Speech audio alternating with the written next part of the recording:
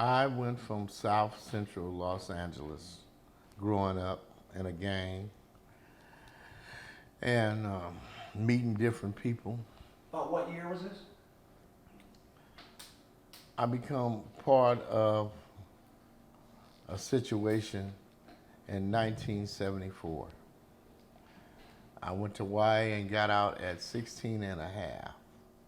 And I was no longer interested in a gang.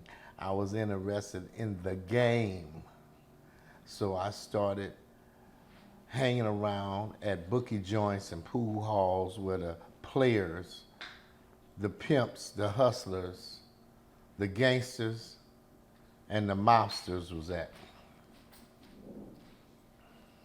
Now, did you, when you say hanging around, when did hanging around turn into making a little something for yourself? When they needed different shit handled that they didn't want to handle, and they could afford paying other people to take care of their business for them. Did you always feel like you were treated properly by them, or looking back as an adult, do you kind of feel there was some manipulation, or a little bit of the two? It's a little bit of the two, but when you are a youngster and you up under people that own car lots and hamburger stands and liquor stores and fish markets and barbershops, you kind of understand that they paying everybody to do something. And that's when you start to understand what is your purpose. And so you can up your value by doing larger shit for them, and more important shit. The more important shit, that means they trust you more. Now, legal black business in mid 70s, the time you're talking about, I know across America was maybe not thriving, but doing a lot better than it is now in terms of small business. So were you kind of operating with people that were maybe on both sides of the fence to a degree? Like when you say own fish markets and et cetera, these are people who were legit, but then maybe some things they did weren't legit. Is that a fair way to describe it? Yes, but this is what I'm saying. If you are all the way illegal and you and your wife on this check cashing spot, but your wife been at the post office for 21 years, and your mom and dad left you a house or two, you and her combined your money and y'all became, your illegal became legal. As long as you didn't have crash unit kicking down her door and snatching off batter ram coming, having youngsters around you with the lowrider cars and the shotguns and the Uzis and doing stuff for you that you needed done but you wouldn't do yourself because you know the consequences, okay? Because you wanted to buy the speakeasy building and you have never been but to walk on Wilshire, but the speakeasy building on Wilshire, and you've been on Hoover and Nadine all your life. For those who's not from LA, what does being on Hoover and Nadine mean? That's the hood? Yes, that's the hood, and it's going towards downtown by the Coliseum. But what I'm also saying to you is, when you know better, you do better. So you have watched your uncle, and you have watched your grandmother, and you have watched Susie Ann, that you had great esteem and respect for, her mother and them. Come to find out. Cash your mother and them checks and stuff. Come to find out, how did they make all that possible? They didn't inherit that. On one of the street lamps and street signs, it don't say their grandmother last name. Like Cesar Chavez, who they named that after. Like these junior high school, Charles Drew, Wouldn't name that. But everybody knew about your daddy and your mama check cashing spot on Century and Western. Everybody knew how many parties y'all gave. Everybody that got a car that was 16 and 15 was at your cousin's house, at your mama laundromat.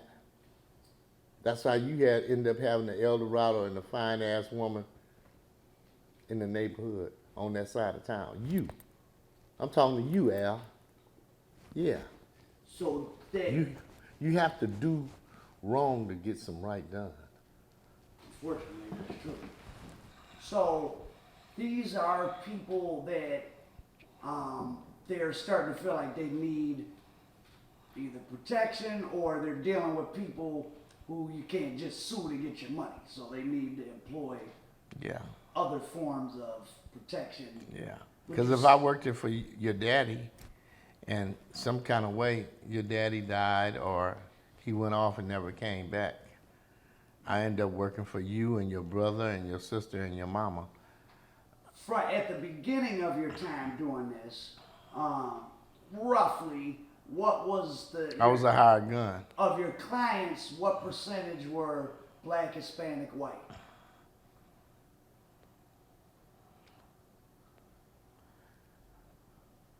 Black, Hispanic. Or and I'm white. saying like all black, half black, a few whites, a lot of Mexican. Like what was kind of the mixture?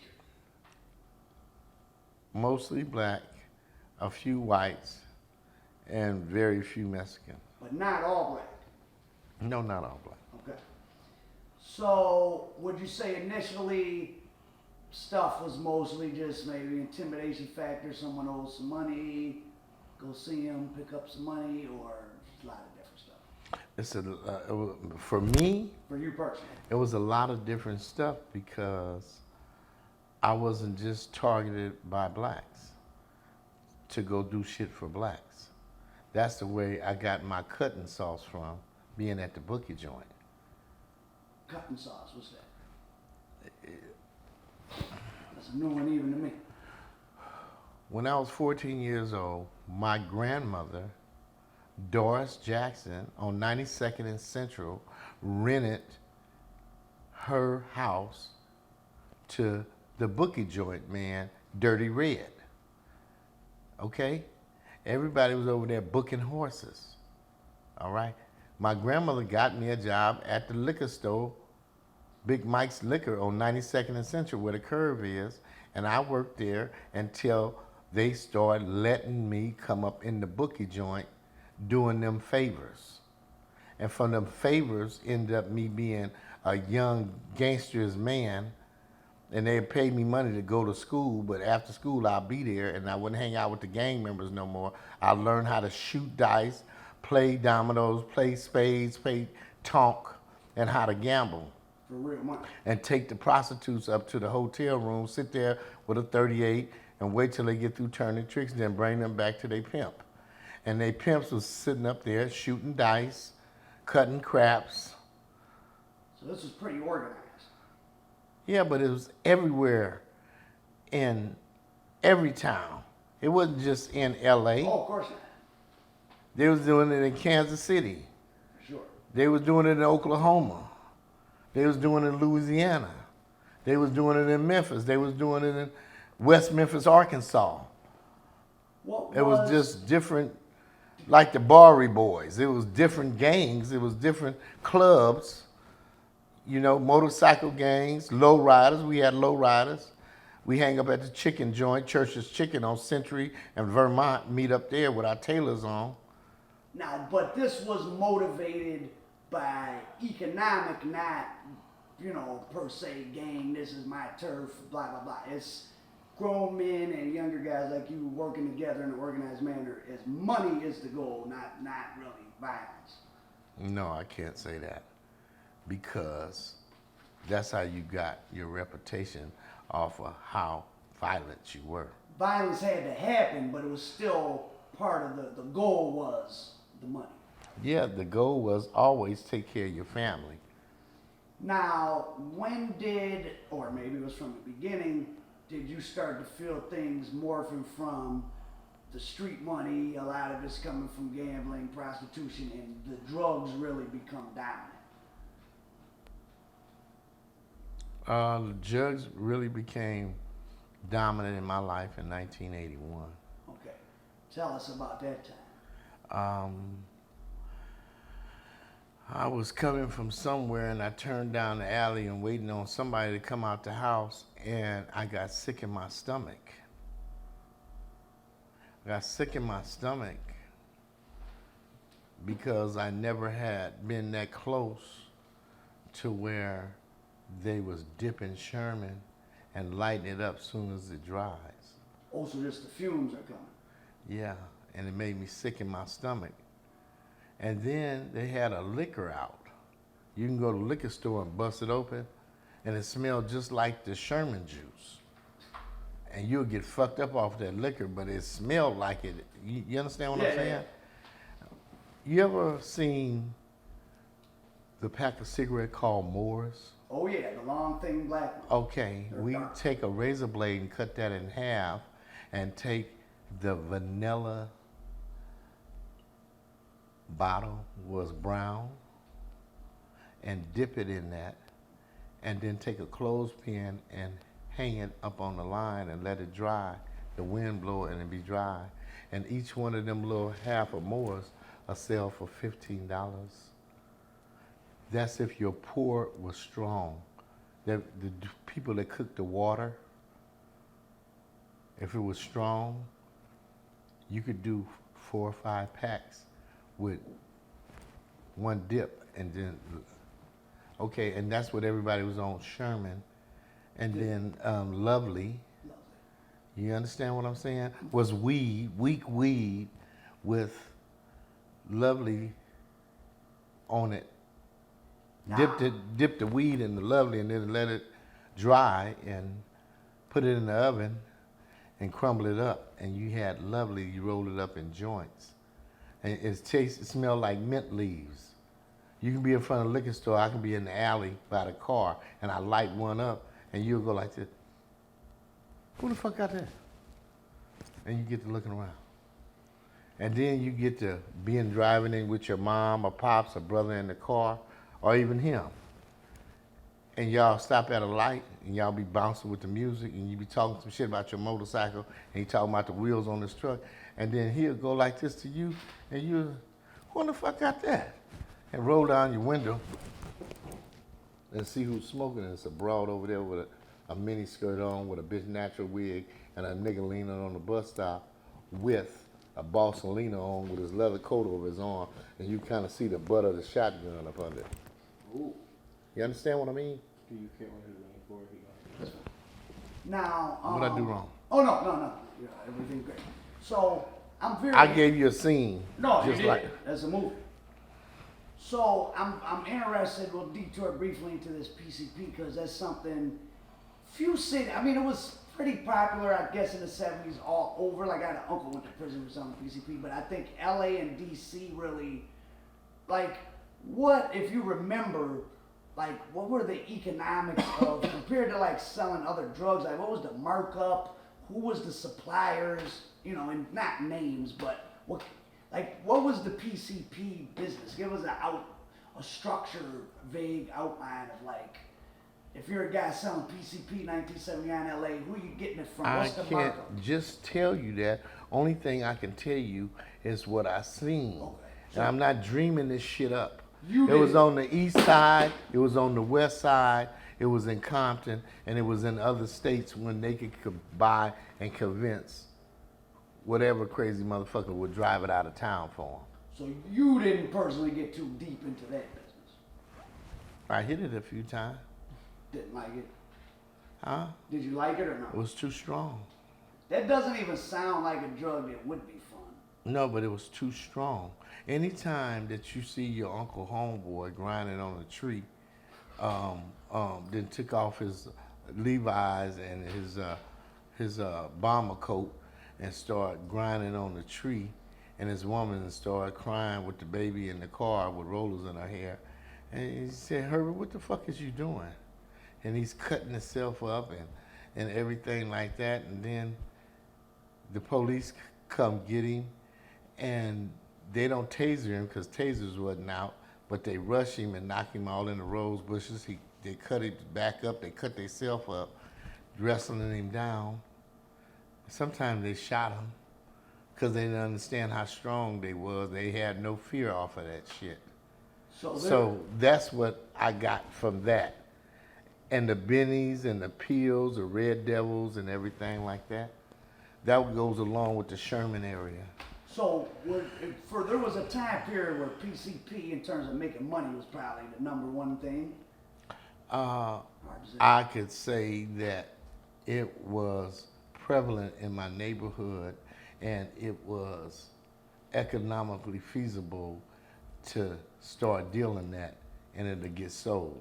Just like young dudes would hang out by the liquor store and wait on the police to pass by and then spit balloons of heroin out and give it to us youngsters to go run into this car and get this.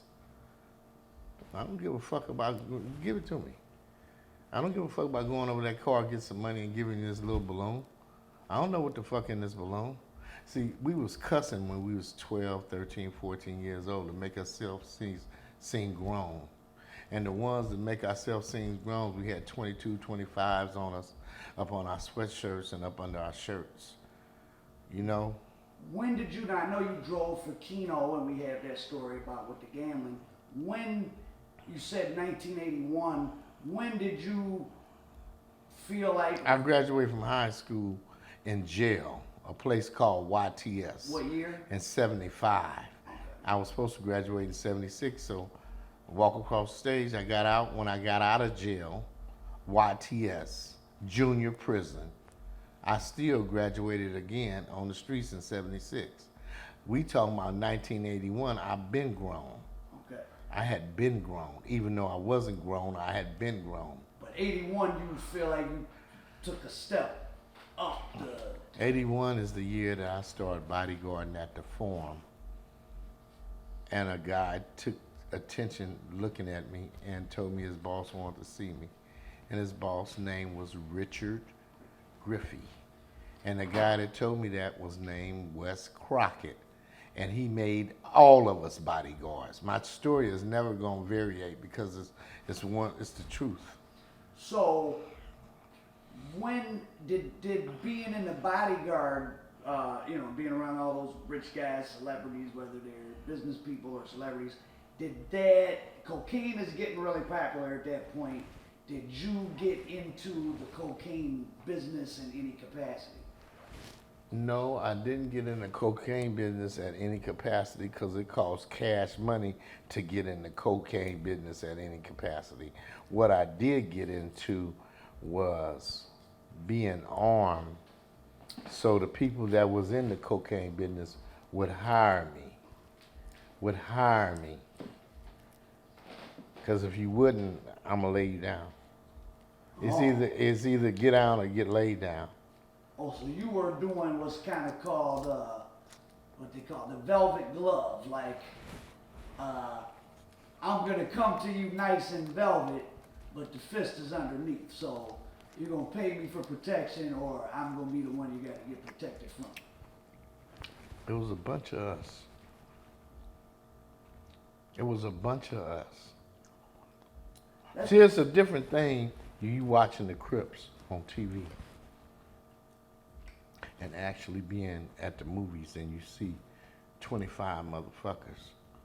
Big, black, small, skinny, and you don't know them. They don't know you and they're looking at your ass and looking at your woman and everything like that. What you got on? Everything. But it's different when you didn't grew up with us and you are homeboys and we love your mama. We love your sister. Your brother done kill a few motherfuckers. You know? See, some people have feelings about everything and some people have feelings about absolutely nothing. Most of us had feelings about some things, but not others. You heard what I said. So, what level of guy were you, providing protect you for. I didn't understand what you just said. What did you say? The guys that you were, doing bodyguard work for in the illegal business, sort of how far up the food chain were they? I went up the food chain.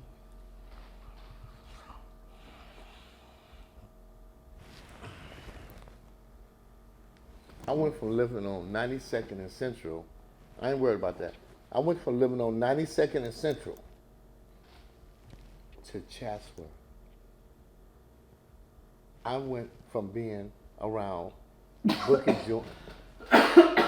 joint people Excuse me. and motherfuckers that had dope houses to living over some horses down a road where you push a code in and then the gate open up when they see your face, and drove in with a limousine.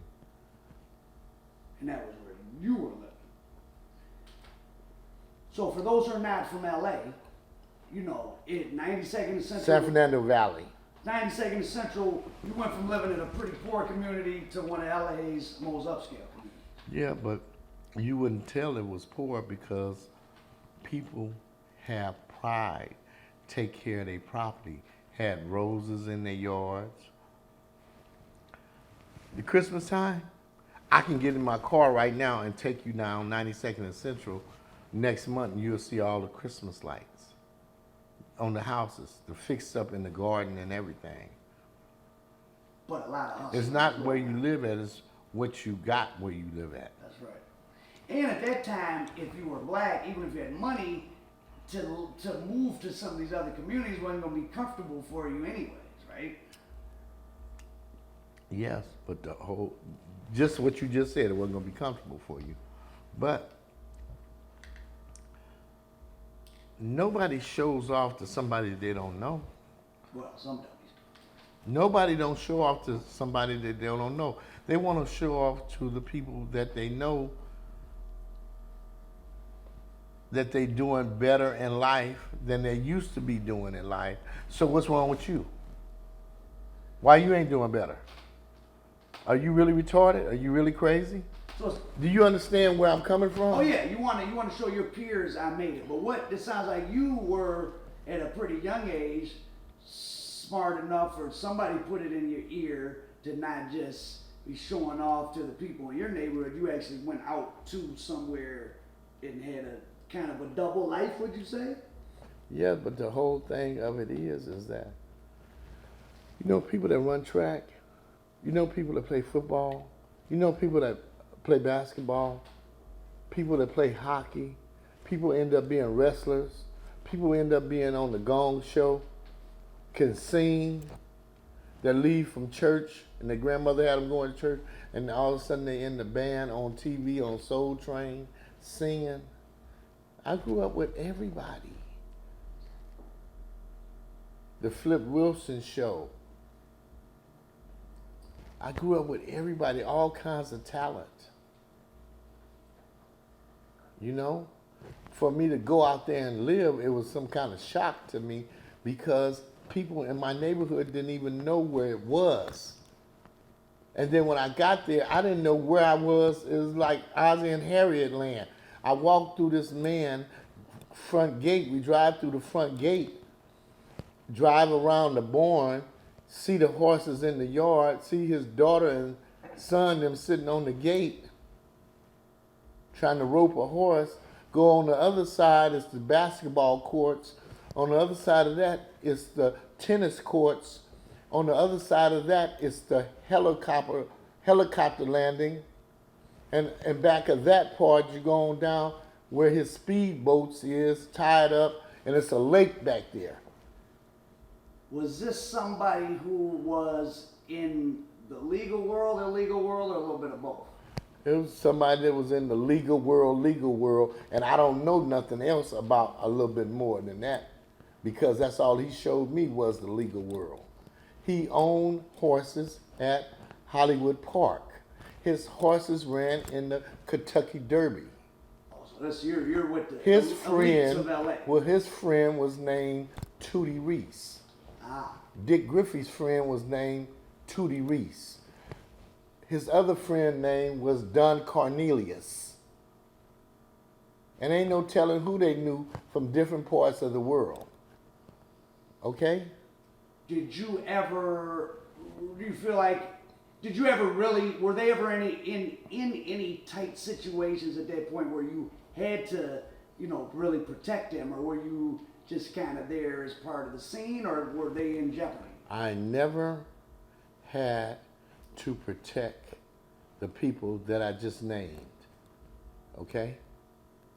I had to protect the people that they had on their label. Oh, okay. Their label was Solaar Records. Well, so you were like official security for Solaar. One of the official security for Solaar. For Lakeside, the Whisperers, Shalimar, Midnight Star, The Deal, Babyface, L.A. Reid. So you knew them early. Yeah. Oh, wow. I was there when Suge got there.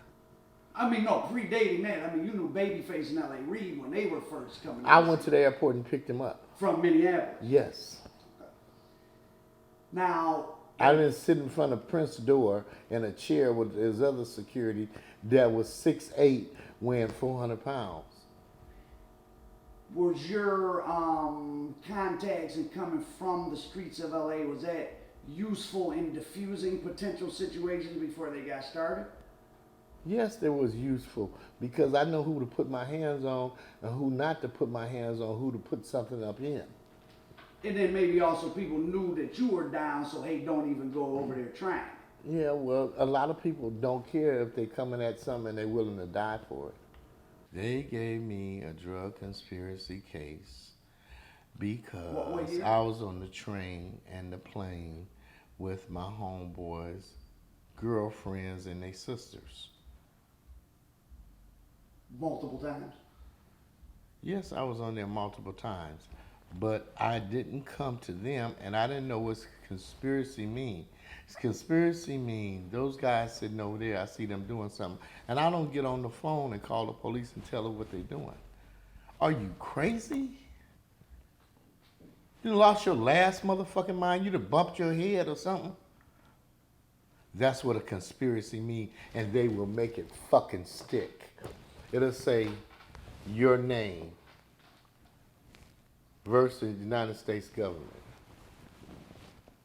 And in your conspiracy, when you get the paperwork, let's say da da da da da da da da da da da da versus my name, James Jenkins, and these are the counts. And because I didn't get in contact with the FBI, law enforcement, DEA, or whoever, and didn't tell on you, and they have knowledge that I know about it, they will drag my family down and make sure they had something to do with it. Now, I was on a train and a plane with my homeboys, women, his girlfriends, they sisters. They worked in naked clubs. So you're thinking what, just social trip? I know it was a social trip, but he said don't let the motherfucker steal from me, and I didn't let him steal from me. So I would never not around them. I even slept in the same bedroom that they slept in. I asked the police once, I said, well, what was I supposed to do when he started to shoot? And they said, well, you should have got out and ran to the nearest police station and told us. I said, oh.